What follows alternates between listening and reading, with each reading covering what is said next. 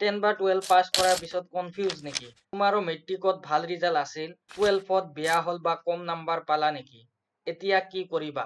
College না চাকৰি? যদি তুমিও চাকৰি ল'ব বিচাৰা অতি সোনকালে এটা স্কিল শিকি আৰু সোনকালে ইনকাম কৰিব বিচৰা, তেন্তে এই ভিডিঅ'টো তোমাৰ বাবে।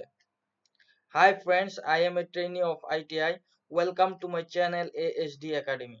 আজি আমি ITI বিষয়ে ফুল গাইড দিম।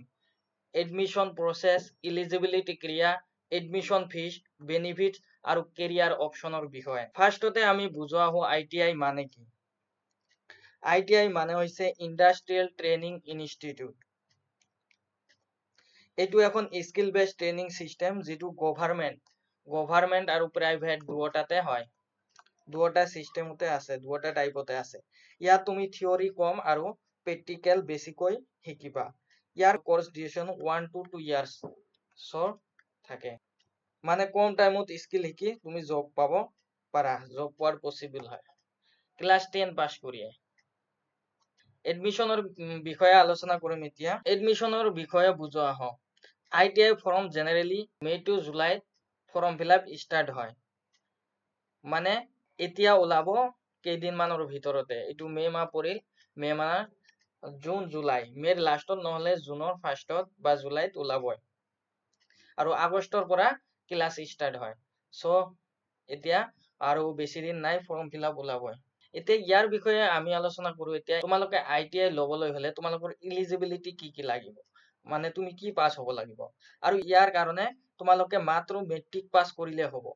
কি পাছ? মেট্ৰিক পাছ কৰিলে হ'ব। তুমি 12 পাছ বা ডিগ্ৰী পাছ কৰিলেও এপ্লাই কৰিব পাৰিবা, বাট মেট্ৰিকৰ পাৰ্চেন্টেজ, মেট্ৰিকত SSLC তোমাৰ কিমান পাৰ্চেন্ট আছিল তাৰ ওপৰত বেস্ট কৰি মেৰিট ওলাব। আৰু মেৰিটত যদি তোমাৰ নাম আহে তেনেহলে তুমি এডমিশন ল'ব পাৰিবা। তাৰপিছত কোৰ্স ডিউৰেশ্যনৰ বিষয়ে মই ক'লোৱে যে 1 বছৰ বা 2 বছৰৰ হয়। এইটো ট্ৰেডৰ ওপৰত ডিপেণ্ড কৰিব তুমি কোনটো ট্ৰেডত লোৱা। Fitter, electrician, diesel mechanic. Fitter ইলেক্ট্ৰিচিয়ানৰ 2 বছৰীয়া কোৰ্স আৰু ডিজেল মেকানিকৰ 1 বছৰীয়া কোৰ্স হয়। তাৰপিছত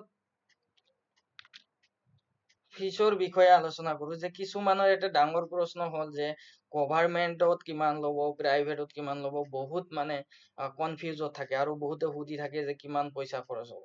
ইয়াৰ কাৰণে যদি তোমালোকে গভাৰমেণ্টত লোৱা, টোটেলি গভাৰমেণ্টত ল'লে তোমালোকৰ 1 to 10,000 পৰিব। 1 to 10,000 পৰিব, ইয়াতকে কমতো হৈ যায়। বাট তোমালোকে প্ৰাইভেটত ল'লে ইয়াৰ কষ্টটো হাই হয়। ইয়াৰ কাৰণে তোমালোকক কিমান লাগিব? 20 to 80,000 লাগিব। 20 to 80,000 ইমান ফিজ লাগিব তোমালোকক। ইয়াতকে বেছিও যাব পাৰে প্ৰাইভেটত। সেইকাৰণে ইয়াৰ কাৰণে তোমালোকে গভাৰমেণ্টত এপ্লাই কৰিবা। গভাৰমেণ্টত স্পট এডমিশন হয় লাষ্টত। মই ভিডিঅ'ত জনাই থাকিম ITIৰ বিষয়ে। তোমালোকে ভিডিঅ'টো লাইক কৰি ছাবস্ক্ৰাইব কৰি থবা, তেতিয়া মই ভিডিঅ' বনালে তোমালোকে পাবা। ITIৰ বিষয়ে মই বনাম আৰু ভিডিঅ'। ইয়াৰ বেনিফিটছ কি চোৱা তোমালোকে। বেনিফিটছ মানে কম ডিগ্ৰীৰ তুলনাত তোমাৰ ইয়াত কম সময়ৰ ভিতৰত হৈ আছে। 2 ইয়াৰ্ছ বা 1 ইয়াৰ্ছৰ ভিতৰতে কম সময়ত হৈ আছে আৰু টকাও কম ডিগ্ৰীৰ তুলনাত। বুজি পাইছানে? আৰু ইয়াত তোমালোকে কি শিকোৱা হয়? প্ৰেক্টিকেল স্কিল ফকাছ কৰা হয়, প্ৰেক্টিকেল স্কিলৰ ওপৰত। তোমালোকে প্ৰেক্টিকেল যিবিলাক স্কিল সেইবিলাকৰ বিষয়ে শিকাব। বুজি পাইছা? আৰু ইয়াত তোমালোকে ITI পাছ কৰাৰ পিছত যিকোনো এটাত জব পাবা। এইটো খাটাং, মই গেৰাণ্টি দিব পাৰো, এইটো জব পাবা। তুমি প্ৰাইভেট হওক বা কোম্পানীত হওক বা যিকোনো এটাত পাবা, কিন্তু তোমাক কৰি থাকিব লাগিব। ITI পাছ কৰাৰ পিছত মাথা মাৰিব লাগিব, নিশ্চয় তুমি পাৰিবা। তো এতিয়া আমি আলোচনা কৰো ট্ৰেড বিলাকৰ বিষয়ে। পপুলাৰ ট্ৰেড বিলাক কি কি? যে ইয়াৰ কাৰণে পপুলাৰ ট্ৰেড বিলাক ইলেক্ট্ৰিচিয়ান আছে। ইলেক্ট্ৰিচিয়ান তোমালোকে জানা, ইলেক্ট্ৰিকেল বস্তু মানে কেনেকে কানেকশ্যন বিলাক কৰে ইলেক্ট্ৰিকেল। ফিটাৰ আছে, তাৰপিছত ৱেল্ডাৰ, মেকানিক আছে।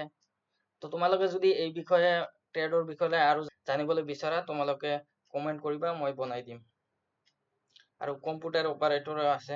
এতিয়া আহো ITI পাছ কৰাৰ পিছত কি হ'ব? ফাৰ্ষ্ট তোমালোকে গভাৰমেণ্ট জবৰ কাৰণে ট্ৰাই কৰিব পাৰা। ৰেলৱে গ্ৰুপ ডি আছে, গ্ৰুপ ডি তোমালোকে এপ্লাই কৰিব পাৰা। অইল ইণ্ডিয়া, অইল ইণ্ডিয়া, তাৰপিছত ডিফেন্সতো অগ্নিবীৰ, তাৰপিছত বহুত টেকনিকেল পষ্ট ওলাই, তাত ITI খোজে, তোমালোকে তাতে এপ্লাই কৰি জব ল'ব পাৰা। আৰু এটা আছে ALP, অৰ্থাৎ assistant loco pilot, railway driver হ'ব পাৰিবা। মানে ইয়াত ক'বলৈ গ'লে ইয়াত পাবলৈ এক্সাম দিব লাগে আকৌ, এই কাৰণে প্ৰিপেৰেশ্যন কৰিব লাগে। তাত মাত্ৰ 10+ ITI লাগে, 10+ ITI লাগে। এই এচিষ্টেণ্ট লোকো পাইলট হোৱাৰ কাৰণে তোমালোকে এপ্লাই কৰিব পাৰিবা। ইয়াৰ কাৰণে বহুত পঢ়িব লগা হয়, বাট ইয়াত বহুত চেলাৰী হয়, বুজি পাইছা? ইয়াৰ কাৰণে তুমি মাত্ৰ মানে ITI পাছ কৰিলে এইটোত মানে ট্ৰাই কৰিব পাৰি, এইটো পালে তোমাৰ লাইফ সেটেল। ইয়াৰ পিছতো তোমালোকে প্ৰাইভেট জব কৰিব পাৰিবা, কোম্পানী, ফেক্টৰীত ইত্যাদি। ইয়াৰ উপৰিও নিজৰ বিজনেছ, ইলেক্ট্ৰিকেল শ্বপ খুলি দিব পাৰা, মানে তুমি নিজৰ বছো হ'ব পাৰিবা। চ' এতিয়া বুজি পালা ITI একদম স্মাৰ্ট কেৰিয়াৰ অপশ্যন, স্পেচিয়েলি যদি তুমি জলদি ইনকাম কৰিব বিচাৰা। যদি ভিডিঅ'টো হেল্পফুল লাগিছে, লাইক, শ্বেয়াৰ, ছাবস্ক্ৰাইব কৰিবা, আৰু যদি কিবা কুৱেশ্যন থাকে কমেণ্ট কৰিবা, মই ৰিপ্লাই দিম। চ' থেংক ইউ।